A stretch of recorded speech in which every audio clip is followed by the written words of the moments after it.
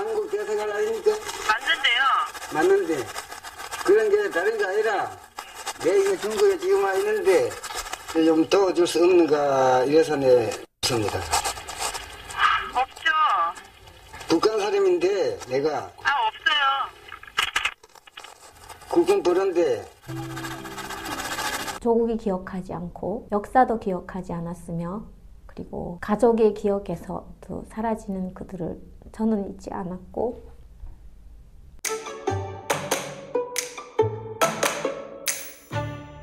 안녕하세요. 아오지 누나 채널에 오신 여러분 진심으로 환영합니다. 오늘은 저희 할아버지 이야기를 여러분께 들려드리도록 하겠습니다. 저희 할아버지는 두 분 다 남한 출신이셨고요. 아오지에서 어떻게 사시다가 어떻게 돌아가셨는지 할아버지를 기억하는 마음으로 오늘 영상을 기록하겠습니다.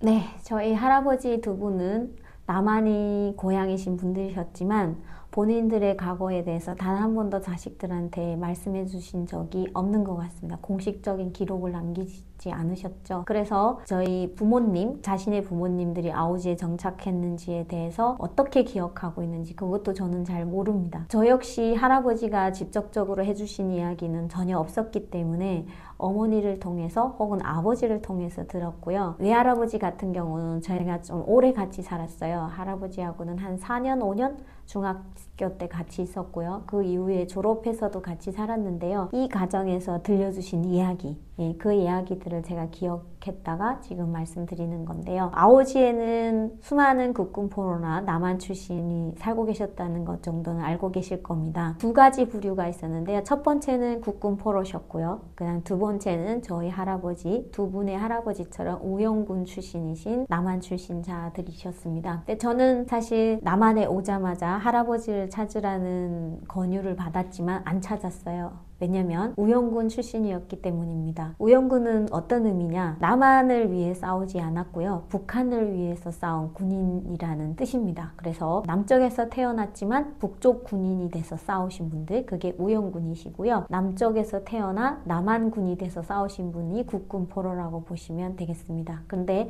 저는 지금까지 저희 할아버지 두 분 다 우영군이라고 알고 있거든요. 그런데 이 영상을 기록하는 이유는 저희 할아버지가 우영군이 아닐 수도 있다는 생각을 했기 때문입니다.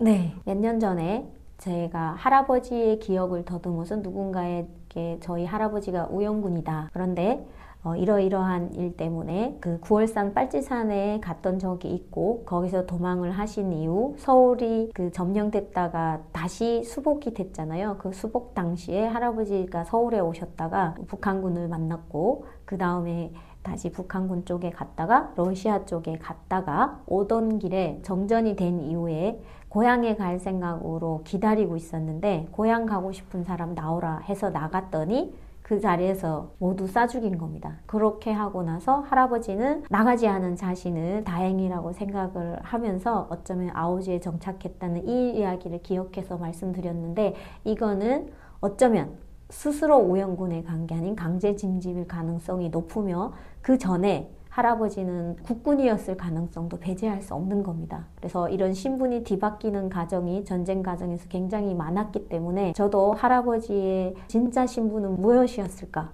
그리고 그렇게 억울하게 아오지 탄광에서 평생을 일하고 돌아가신 할아버지의 명예를 찾아드리고 싶다는 생각이 들게 됐습니다. 그리고 그 몇 년 후가 지난 지금 이제는 더는 미룰 수 없다는 생각과 여러 번의 정부를 통한 찾기를 시도해봤지만 무엇도 건진 게 없었어요. 그래서 이제는 제 스스로 할아버지의 발자취를 찾겠다는 마음으로 기록하는 영상을 남기겠다고 이렇게 결심하게 됐습니다.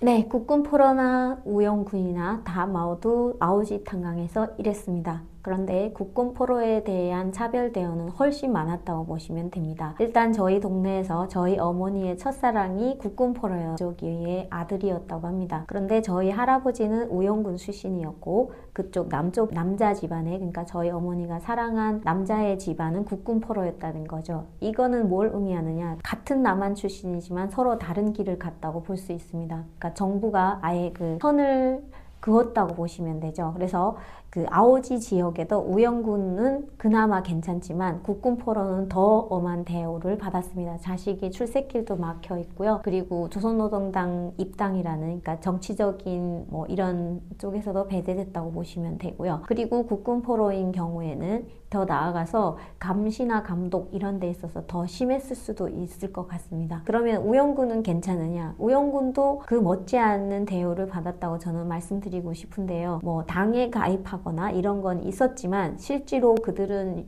군당 육가라는 군당 조직에서 감시를 받았고요. 자녀들까지 감시를 받는 이런 것이라고 보시면 됩니다. 그래서 지금 제가 여러 가지 자료들을 통해서 파악한 바에 의하면 국군과 우영군 모두 남한 출신인 경우에 감시받은 건 동일했고요. 그 중에도 더 심각한 감시와 더 차별적 대우를 받은 건 국군인 건 사실입니다.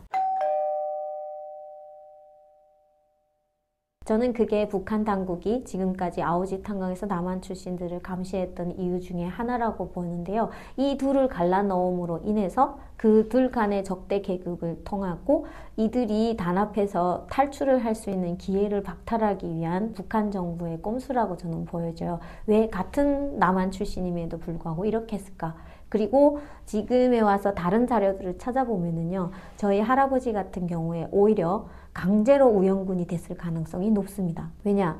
이들이 스스로 북한군에 자원할 아무 이유도 없거든요, 솔직히. 저희 할아버지는 사실 서울시 그리고 종로구 인사당 출신이셨으면 굉장히 부유한 삶을 살았을 것 같아요. 그 해방 이후에. 그리고 유도 선수였다고 증언을 해주셨습니다. 그리고 또 영어도 하셨고 일본어도 꽤 잘하시는, 공부도 많이 하신 분이셨는데 이런 분이 구월산 빨치산을 따라가게 됩니다. 그러니까 해방 전 일이죠. 그래서 구월산 빨치산의 선동에 따라서, 그러니까 사회주의 신봉자가 돼서 그쪽에 들어갔던 적이 있는데요. 전쟁 일어나기 직전이었던 걸로 기억하고 있습니다. 할아버지 말씀을 이렇게 들어보면 그때 당시에 가서 북한의 소행을 알게 됐답니다. 아, 이 북한의 모든 것은 거짓이구나. 그래서 거기서 도망을 치게 됩니다, 할아버지가. 근데 그 도망을 치는 과정에 서울이 점령이 됐다 다시 수복하는 과정에 이게 도망을 치는데 오던 길에 북한군과 조우하게 됐대요. 그런데 북한군이 사실 그때 탈영병이다 이렇게 하면은 그 자리에서 쏴 죽여도 말을 할 수가 없었대요. 근데 할아버지를 발견한 북한군이 어깨를 이렇게 보더라는 겁니다. 그래서 왜 어깨를 보냐 하니까 북한군인 경우에는 총을 너무 메고 다녀서 여기가 자국이 남았대요. 총 자국이. 그런데 할아버지는 어깨를 헤쳤는데 총 자국이 없었다는 겁니다. 아, 그래서 얘는 탈영병이 아닌 민간인인데 어디로 도망가는 상황이었구나 이렇게 해서 할아버지를 그냥 놔준 그런 게 있었다고 진술을 하셨고요. 그래서 서울에 들어와 보니 은행에서 막 돈이 막 날아다녔다는 거예요. 그때 뭐 모두 다 후퇴 때죠. 후퇴 때여가지고 그래서 돈이 막 날아다니는 거를 짚고 싶었지만 할아버지가 그때 얘기하신 약주 한 잔 드시고 하신 얘기예요. 그러니까 정말 평생을 숨기셨던 이야기였는데 할머니가 있으면 또 안 하거든요. 그런데 그날은 어머니 혼자 있었고 저는 어렸었고 그러니까 밤새 얘기를 하셨는데 지금 생각하면 좀 마음이 아린 것 같습니다. 얼마나 숨기고 싶었고 얼마나 누구에게도 말하고 싶지 않았던 이야기였을 테고 만약에 이 자식에게 이 이야기를 했을 때 그거를 당 조직에 고발하는 듯이 저희는 추방이 아닌 아예 정치본 수용소로 갈 수도 있는 상황이 벌어질 겁니다. 근데 그런 위험을 감수하고 저희 어머니한테 말했고 그게 지금 제 기억에 남아서 오늘 이렇게 기록을 남기게 되었는데요. 저는 그 모든 상황을 종합했을 때 할아버지는 스스로 북한군이 됐을 이유는 1도 없다고 생각하는 사람입니다. 그리고 나서 다시 그 북한군에 잡혀가셨던 것 같고 그리고 러시아 쪽으로 가셨답니다. 그래서 러시아에 갔다가 나오셨고 그리고 할아버지 보면은 이렇게 다리랑 팔에 이렇게 파편이 박힌 자리가 있으시거든요. 그래서 본인이 전쟁에 참가하셨다고 분명히 얘기를 하셨고요. 1924년생이기 때문에 1950년도에 전쟁이 일어났잖아요. 나이로 봐도 참전이 가능하셨을 것 같아요. 그래서 그런 참전 기록이 있었을 것 같고 어느 쪽에든 그리고 러시아에서 온 다음에 외가가 강원도라고 했습니다. 저희 할아버지는. 그래서 그 외가가 있는 강원도 쪽에서 다시 한국으로 올 생각을 하셨던 것 같아요. 근데 아오지 탄광에 간 이유가 너무 그렇잖아요. 왜 그러면은 우영군이었는데도 아오지 탄광에 보내졌을까? 그거랑 그리고 우영군들은 또 굉장히 많은 곳으로 헤쳐졌습니다. 뭐 원성 상하탄광이라든지 샛별 고건원 탄광이라든지 이런 구련 지역의 모든 탄광에 배치가 되셨는데요. 저희 할아버지는 아오지에 남으셨다는 것. 그리고 나중에 이건 정말 제가 한국에 온 다음입니다. 할아버지가 2006년에 돌아가셨는데요. 그때 돌아가시기 직전에 비밀 하나를 더 말씀해 주신 거예요. 저희 어머니한테. 이미 저는 어디 갔는지 그때 몰랐던 상황이었고 할아버지는 아마 짐작하셨을 수도 있을 것 같습니다. 지금까지 손녀가 돌아오지 않는다는 거는 중국에 있다는 것보다 어쩌면 남쪽으로 갔다는 기대도 있었었던 것 같고, 그래서 저희 엄마를 통해서 저한테 소식이 온 거예요. 할아버지는 남동생이 있다는 말을 한 번도 안 해주셨어요. 그런데 여동생만 있다고 말씀하셨는데 남동생이 있다는 겁니다. 그 남동생이 국군이었대요. 그래서 무슨 계급이었고 어떤 일을 했는지는 아무것도 모르나 그때까지 숨겼던 걸 보면 할아버지가 그 아오지에 감금된 삶을 살 수밖에 없었던, 어쩌면 그 배경에 그 남동생이 포함이 됐을 수도 있다는 생각을 가지게 되었습니다. 그래서 외할아버지는 이렇고요. 친할아버지는 또 학도병 출신이시라고 본인이 말씀해 주셨어요. 근데 그런 출신을 밝히면 안 되거든요. 아오지에서는. 근데 역시 저희 할아버지도 매일 술을 드시면 고향을 그리워하셨습니다. 지금도 기억나는데 이불장이 있어요. 북한에 가면은 집에 이렇게 큰 이불장, 가구라고는 그게 하나였거든요. 근데 그 큰 이불장이 있는데 거기에 모리를 계속 찌우시는 거예요. 술 드시면. 얼마나 찌우셨는지 이렇게 퍼렇게 될 때까지 찌우시는데, 찌우시면서 그 얘기를 하세요. 고향에 가고 싶다. 고향에 가고 싶다.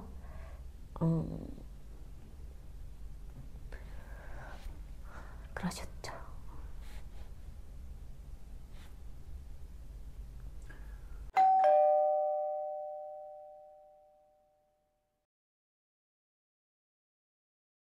지금 생각하면은 그거를 제가 어떻게 헤아릴 수 있겠어요?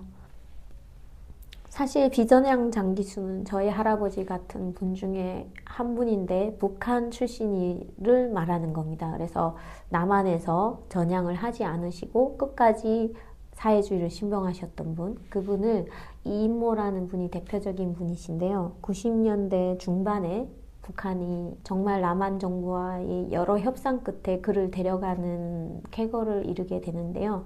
네, 그거를 저희 할아버지는 북한에서 지켜보신 거죠. 그러면 북한 정부는 자기의 비선양 정기스를 저렇게 데려오는데 어쩌면 저희 할아버지 같은 아오지 출신의 모든 분들 중에 비전향은 있을 수가 없습니다. 왜? 다 죽였죠. 그리고 비전향인 경우에는. 그래서 강제로 전향을 했을 가능성이 높은 자신들에 대해서는 남한 정부가 단 한 번도 언급하지 않았다는 사실, 그리고 지금도 기안 국군 포로에 대해서도 남한 정부가 처음에는 인정하지 않았다고 해요. 그렇지만 80여 명이 오게 되면서 그때부터 인정을 하게 된 거고, 지금 현재 미비하지만 그 국군포로, 귀한 국군포로에 대한 여러 가지 정책들이 생기기까지 오랜 시간이 걸렸습니다. 근데 이런 것들을 보면서 어쩌면 저는 이렇게 생각합니다. 우리 할아버지가 국군이 아니었더라도 남한의 일반 국민이어도 북한에 억류된 자기 국민을 보호할 책임은 남한 정부에 있어야 된다는 겁니다. 그렇지만 남한 정부는 지금 현재 국군포로와 우영병, 그러니까 저희처럼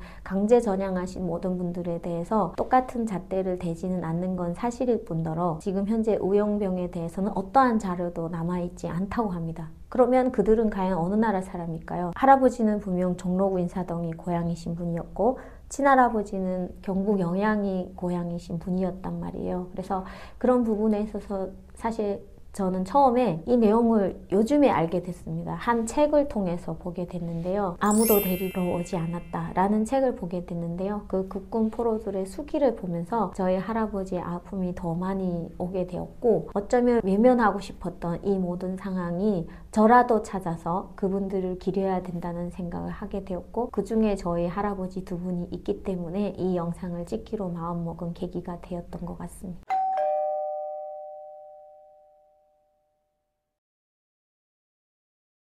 네, 국군 포로이거나 혹은 우영병이거나 하신 분들이 아오지에서 돌아가신 분만 현재 기록으로는 500명 정도 된다고 들었습니다. 근데 그 중에 이대봉 어르신이라고, 그분은 기완 국군 포로로 한국에 정착하셨습니다. 제가 좀 아쉬운 부분은 그분을 좀 더 일찍 배웠더라면 저희 할아버지를 기억하지 않았을까? 그리고 우영병이지만 저희 할아버지들이 간직했던 비밀스러운 일, 그리고 털어놓으면 안 됐던 그런 과거가 그 할아버지를 통해서 이대봉 어르신을 통해서 내가 알지 않았을까라는 생각을 가지고 있어서 지금 이대봉 어르신이 아직 돌아가시지 않으셨다는 얘기를 들었습니다. 그래서 기회가 된다면 그분을 만나 뵙고 저희 할아버지를 한번 여쭤볼 생각입니다. 그래서 두 분의 할아버지에 대해서 혹시 들으신 바가 있는지, 그리고 기억하시는 바가 있는지 그걸 첫 번째로 찾을 거고요. 그리고 수많은 국군 포로를 취재했던 북한인권정보센터의 자료들을 뒤지고, 그리고 또 나아가서는 이제 아오지에서 출생하신 분들, 그리고 아오지에서 국군 포로로 살았던 자녀분들, 이런 분들의 소식을 통해서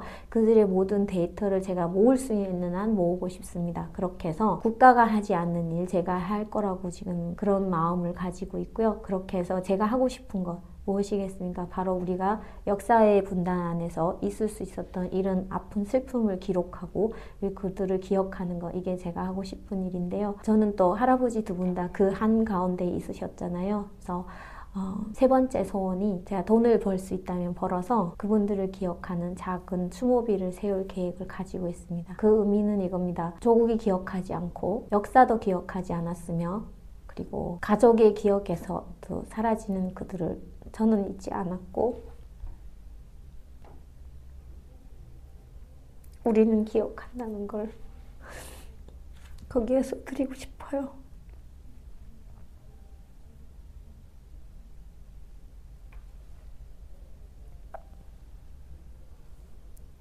그게 오늘 영상을 남기는 제 마음인 것 같습니다. 아무도 기억하지 않아도 그들을 저는 기억한다는 거. 그게 제가 여기 남한에 혼자 올 수 있었던, 보내줬던 이유라고 요즘 너무 많이 생각하고 있는 것 같아요. 여러분들도 아오지 탄광에서 돌아가신 그런 분들을 꼭 기억해 주셨으면 좋겠고요. 최대한 제 영상을 많은 분들이 보셔서 역사의 한 부분, 그리고 역사의 아픔이었던 아오지 탄광의 남쪽 출신의 모든 분들을 기억해 주셨으면 좋겠습니다.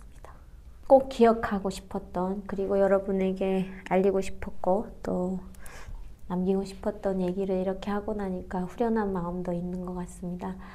역사를 잊은 민족에겐 미래가 없다는 말씀을 많이들 하시는데요. 그 역사 속에 이렇게 흔적도 없이 사라져가는 모든 이들을 기억하는 마음으로 오늘 이 영상 봐주셨으면 좋겠고요. 앞으로 제 이야기들이 이제 계속 될 겁니다. 그 국군 포로였거나 아니면 우영군으로 아오지 탄광에서 돌아가신 분들을 제가 계속 찾아낼 마음입니다. 그래서 어떤 이유로든 찾아서 여러분들께 알려드리고 싶고요. 그런 것들이 우리나라의 한 역사를 바라보는 여러분의 시각이 되길 진심으로 바라면서 제 이야기는 오늘 여기서 마치도록 하겠습니다. 들어주셔서 감사하고요. 다음 시간에 뵙도록 하겠습니다. 감사합니다.